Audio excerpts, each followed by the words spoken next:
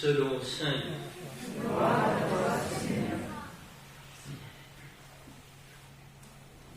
Beaucoup ont entrepris de composer un récit des événements qui se sont accomplis parmi nous, d'après ce que nous ont transmis ceux qui, dès le commencement, furent témoins oculaires et serviteurs de la parole.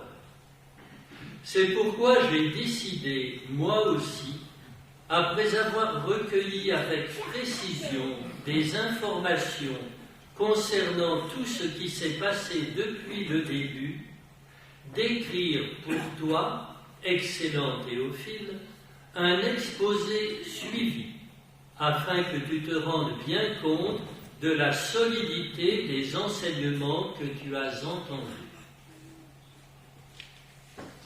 En ce temps-là, lorsque Jésus, dans la puissance de l'Esprit, revint en Galilée, sa renommée se répandit dans toute la région.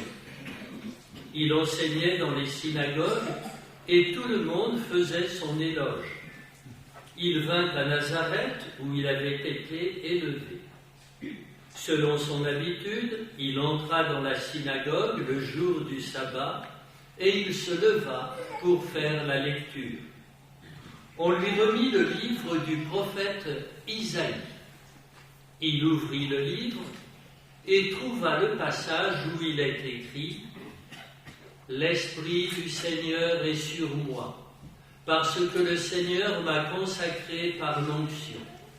Il m'a envoyé porter la bonne nouvelle aux pauvres, annoncer aux captifs leur libération et aux aveugles qu'ils retrouveront la vue, remettre en liberté les opprimés, annoncer une année favorable accordée par le Seigneur. »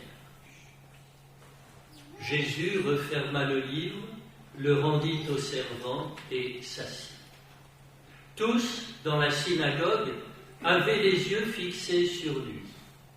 Alors il se mit à leur dire « Aujourd'hui s'accomplit ce passage de l'Écriture que vous venez d'entendre. »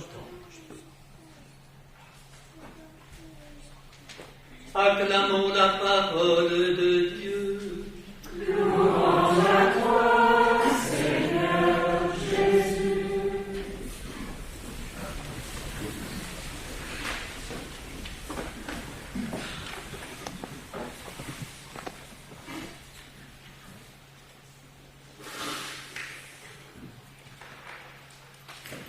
Mes frères et sœurs, voilà qui tombe bien. Ce dimanche consacré à la parole de Dieu est au milieu de la semaine de prière pour l'unité des chrétiens. Et nous savons que s'il y a une réalité qui nous unit avec nos frères séparés, c'est bien la parole du Seigneur. Alors essayons de voir un peu ce qui nous est dit aujourd'hui sur la parole de Dieu à travers ces textes de la parole de Dieu que nous venons d'entendre. Surtout, je me référerai à deux lectures, à trois. La première, du livre de Néhémie, le psaume qui suit, et puis l'évangile. Le climat de ces trois textes de la parole de Dieu, de la Bible, c'est un climat, pourrait-on dire, d'attente qui est comblé. Un climat de restauration, de retour à l'espérance. Un climat de vie. Alors essayons de voir pourquoi. Eh bien, dans la première lecture tirée du prophète Néhémie, nous sommes, ce texte qui est très beau, vous avez remarqué, on a l'impression d'être un peu au cinéma. Une scène qui se déroule, les gens qui se lèvent, les gens qui se prosternent, les gens qui pleurent, une estrade, etc. Nous sommes environ en 450 avant le Christ. Le peuple d'Israël a été dans sa majorité déporté à Babylone. Maintenant, c'est l'Empire des Perses. Nous sommes en l'an 20 de l'empereur Artaxerxès. Et parmi les Juifs qui sont là-bas, il y en a qui ont des postes très importants. Et l'un d'entre eux s'appelle Néhémie. Et il pense beaucoup aux quelques personnes, ils ne sont pas très nombreux, c'est les petites gens, qui sont restés en Judée. Il pense à la ville de Jérusalem dont les remparts ont été détruits. Et voilà qu'au cours d'un repas où il sert le roi, l'empereur, celui-ci se rend compte que Néhémie, qui d'habitude est souriant, aujourd'hui a l'air triste. Alors il lui dit, mais qu'est-ce qui t'arrive? Et Néhémie lui explique. Il lui dit, voilà, mon peuple est abandonné, ma ville est détruite, est-ce que je pourrais y retourner? Alors il discute un peu, et puis, eh bien, le roi lui donne l'autorisation de passer quelque temps là-bas à Jérusalem. Et c'est donc à ce moment-là, où après avoir restauré les murailles, les portes de la ville, on va découvrir à ces personnes qui ont été abandonnées par les scribes, par les lévites, etc., qui ont été déportés, on va leur faire redécouvrir, c'est pour ça que je parlais de restauration, de retour à la vie, on va leur faire redécouvrir les textes sacrés d'Israël, la parole de Dieu. C'est le sens de ce premier texte que nous avons entendu. Et on nous dit bien que tout le peuple écoutait la lecture de la loi. Et il l'écoute dans une très grande émotion. Il pleure d'émotion. Et à tel point que Esdras et Néhémie doivent leur dire non, c'est pas un jour de peine, c'est un jour de joie. Pourquoi? Parce que la parole de Dieu les remet dans l'alliance, les remet en contact avec le Seigneur. Alors quand nous parlons de parole de Dieu, eh bien, il faut nous dire que pour cette restauration, ce retour à la vie du peuple, le facteur principal extérieur, et nous verrons que c'est la même chose avec l'évangile d'aujourd'hui, c'est précisément ces textes qui ont été inspirés, qui ont été révélés et qui sont gardés d'abord dans le peuple d'Israël et maintenant aussi dans le peuple chrétien. Autrement dit, le facteur principal externe, d'un retour à la vie profonde du peuple croyant, c'est la parole de Dieu. Alors, cette parole de Dieu, comment se fait-il qu'elle soit une source de vie, une source de joie? Et je crois que le début du psaume que nous avons entendu aujourd'hui, le psaume 18, nous l'indique très très bien. Quand je me préparais, je me disais, qu'est-ce que je vais leur dire sur la parole de Dieu? Est-ce que je reprends les enseignements du Concile Vatican II? Et puis en regardant les textes, je me dis, mais il y a la réponse ici. Je vous le dis, vous verrez, c'est clair, et puis c'est beau. La loi du Seigneur, c'est la parole, la loi du Seigneur est parfaite, qui redonne vie. La charte du Seigneur est sûre, qui rend sages les simples. Les préceptes du Seigneur sont droits, ils réjouissent le cœur. Le commandement du Seigneur est limpide, il clarifie le regard. Ici, nous avons 4 fruits de la parole de Dieu, écoutée et méditée. Elle redonne vie, elle rend sage, c'est pas rien, elle réjouit le cœur et elle clarifie le regard. On a un regard nouveau sur la réalité qui nous entoure.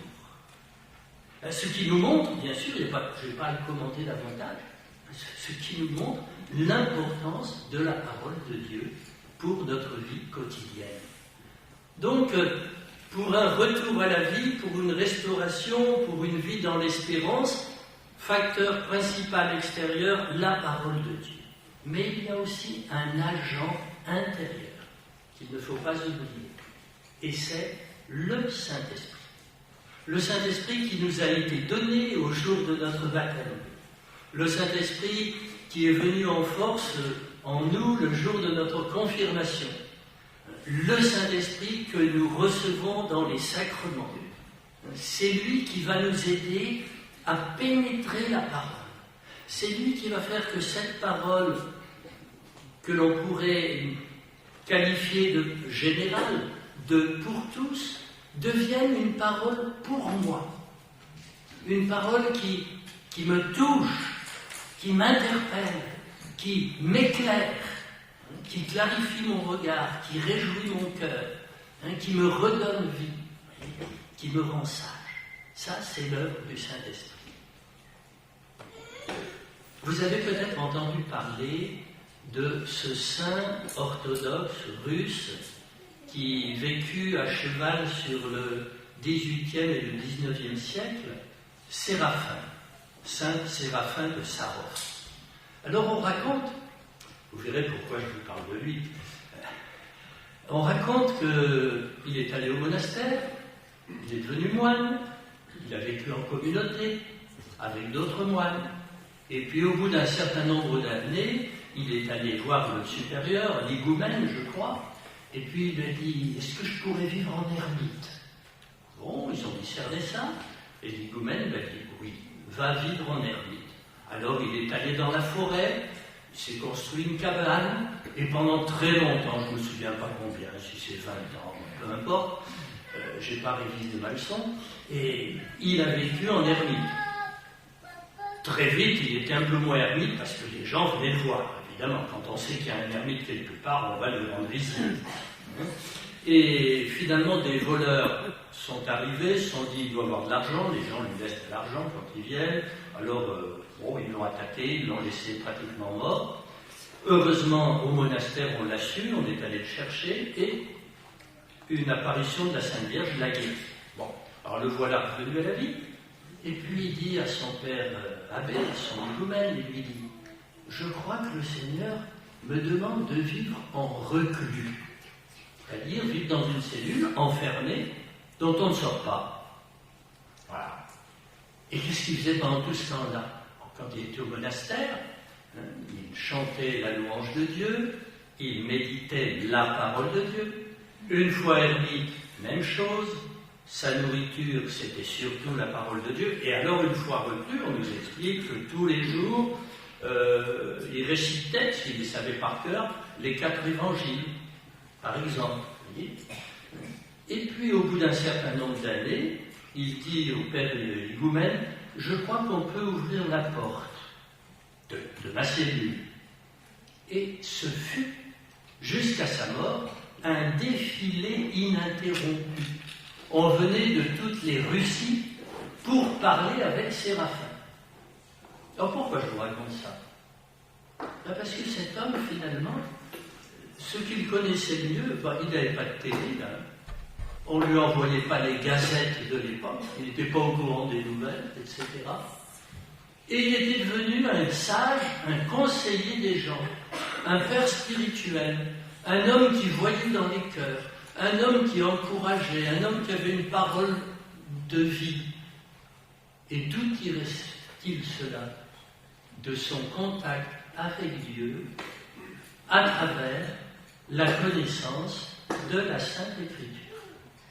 C'est comme une illustration de ce que nous avons entendu dans le psaume. La loi du Seigneur est parfaite qui redonne vie, elle est sûre et rend sages les simples, ses préceptes sont droits, ils réjouissent le cœur, le commandement du Seigneur est limpide, il clarifie le regard. Cela se vérifiait en Séraphin. Eh bien, au moment de conclure, frères et sœurs, je crois que nous pourrions peut-être nous demander ce que cela peut signifier pour nous aujourd'hui.